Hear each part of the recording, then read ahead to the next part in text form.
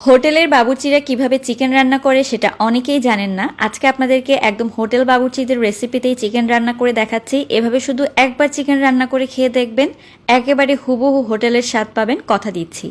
দারুণ সুস্বাদু হবে এভাবে চিকেন রান্না করলে।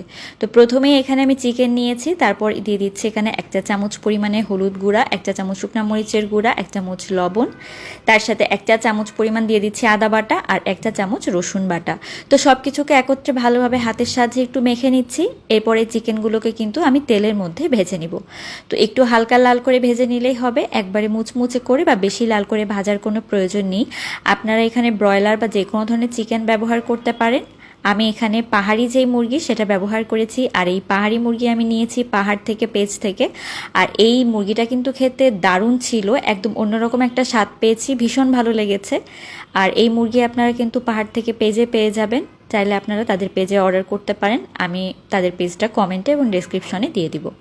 তো এই যে আমি এখন ওই তেলের মধ্যে কিন্তু একটু পেঁয়াজ দিয়ে হালকা করে একটু ভেজে নিয়েছি, আর তারপর দিয়ে দিলাম দারুচিনি, এলাচ, লবঙ্গ। তো এরপর এটাকে একদম সোনালি করে ভেজে নিতে হবে। সামান্য একটু দিয়ে দিলাম পানি, আর তারপর দিয়ে দিচ্ছি শুকনা মরিচের গুঁড়া, এখানে 2.5 চা চামচ পরিমাণে, হলুদের গুঁড়া 1 চা চামচ পরিমাণে, তার সাথে স্বাদ মতো লবণ দিয়েছি।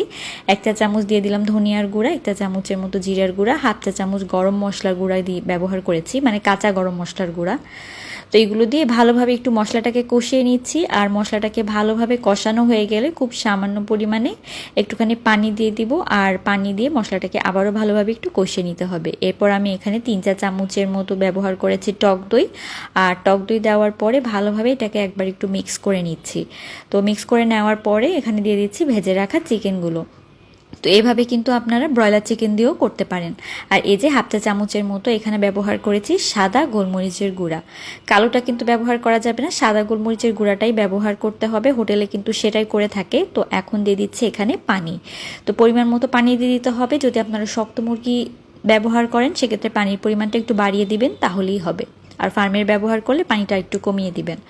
তো এখন ঢাকনা দিয়ে চিকেনটাকে একদম ভালো করে সেদ্ধ করে নিতে হবে। চিকেন যখন ভালোভাবে সেদ্ধ হয়ে যাবে তখন ঢাকনাটা তুলে নিয়ে এই যে পানিটা আছে, পানিটাকে কিন্তু শুকিয়ে আসা পর্যন্ত অপেক্ষা করতে হবে। আপনারা যতটুকু ঝোল রাখতে চান ততটুকু রাখবেন, তবে হোটেলে কিন্তু অত বেশি একটা ঝোল থাকে না। তো এই পর্যায়ে আমি দিয়ে দিচ্ছি 2 চা চামচের মতো টমেটো সস। আপনারা চাইলে টমেটো কেচাপটা 1 চা চামচ পরিমাণে ব্যবহার করতে পারেন। তো ঝোলটা যখন শুকিয়ে আসবে তখন আমি এখানে ধনিয়া পাতা কুচি আর কাঁচামরিচ কুচিটা দিয়ে দিচ্ছি। হোটেলের রান্নায় একটু ধনিয়া পাতা কুচি ব্যবহার করা হয়, এতে করে স্বাদটা একটু অন্যরকম আসে। আর কাঁচামরিচটাও দিয়েছি। এখন ভালোভাবে একটু নেড়ে মিশিয়ে নিই, উপরে তেলটা ভেসে ওঠা পর্যন্ত অপেক্ষা করছি।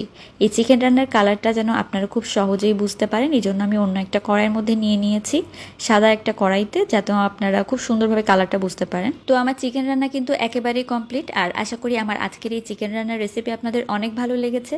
ভালো লাগলে লাইক, কমেন্ট, শেয়ার করতে ভুলবেন না। বেশি ভালো লাগলে আপনার টাইমলাইনে একটা শেয়ার করে রাখবেন। সেই পর্যন্ত সবাই ভালো থাকবেন। আল্লাহ হাফেজ।